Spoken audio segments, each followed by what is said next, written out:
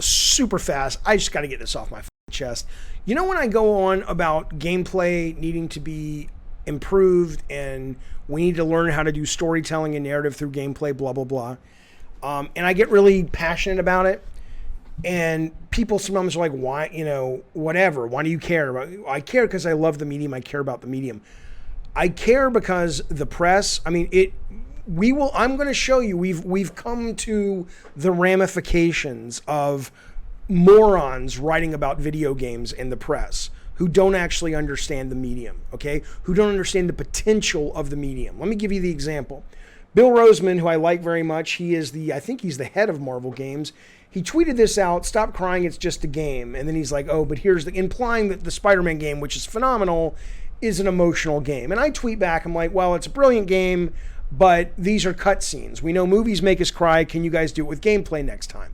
Right? Anybody who really understands games and game design is not saying that there's not a place for cutscenes in games. I'm playing Last of Us 2 right now. It's fucking brilliant. Part of its brilliance is it's incredibly well written with its cutscenes, okay? But the real holy grail of moving forward with the medium is one day you stepping into the holodeck and experiencing a living role in a movie that you are the star in, and you don't feel like you're watching a movie and watching cutscenes. You feel like you're living the experience. Well, that's going to take game designers and AI programmers figuring out how to make it actually feel like you are emotionally engaged in being that character, not just flipping buttons.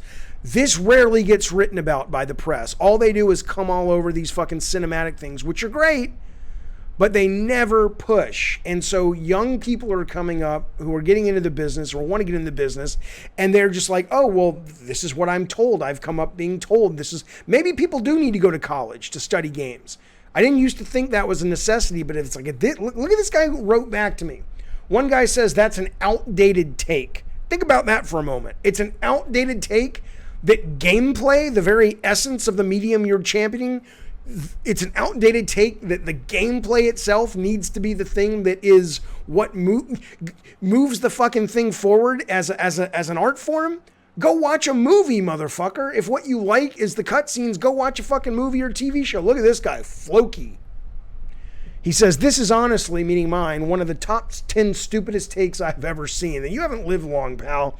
How can gameplay make you cry, and why would it make you cry? Gameplay is to play the game and enjoy it, not for emotional moments. Cinematics are for emotional moments. Think about how indoctrinated this motherfucker is at this point. Think about how he is so into the Matrix because that's all he's ever seen, probably. There's a lot of experimental weird games out there that are doing work and trying to make this holy grail obtainable, and he reads all this fucking, you know what, fuck you games media, not all of you, but fuck a lot of you. Fuck a lot of you motherfuckers that haven't studied the art form, that haven't gone to journalism school, that don't sit down and fact check and get sources and research your fucking stories. And it's 10 out of 10, it's so emotional, I cried.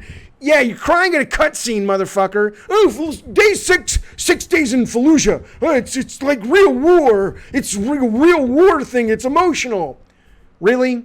Really? Is it? Is it? Because why? Because in between gunfights where you're killing innocent Iraqi civilians by accident, they're showing you some fucking news footage or interviews?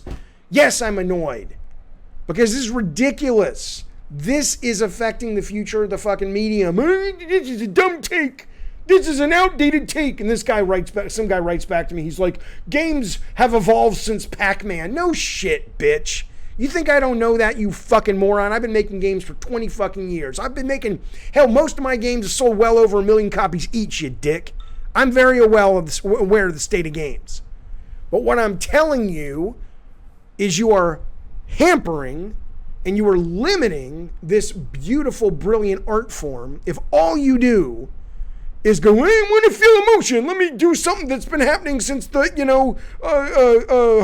poetics back in the Roman days, the Greek days, whatever, whenever Plato wrote the fucking thing. We understand that movies will make you emotional.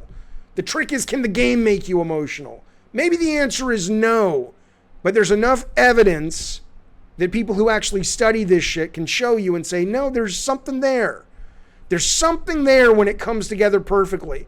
I don't really like David Cage's games that much, but there's a couple of moments in Detroit Become Human where the mechanics blend with the narrative, and it feels like you are actually living in an art form, living in a story that no other art form can give you. Don't fucking tell me, who's this fucker? Floki, that it's a stupid take. Don't fucking tell me you don't. I'm sorry that you don't know how gameplay can make you cry. Sit down, shut the fuck up, and let the cooks in the kitchen figure it out.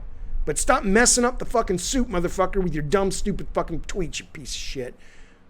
Yeah, I'm passionate because I love this fucking art form, man. I fucking love it. And this, if people don't push back against this, if the few good journalists out there don't push back against this, we're going to end up like comic books are.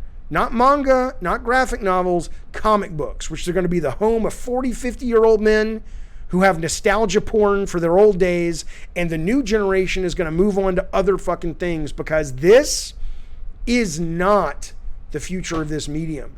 And if you pigeonhole it and stymie it with this thinking and without pushing the people who make the games to actually invest money and time and experience into understanding the art form and understanding why the medium is special, then we are going to really be setting ourselves back, just like comics did.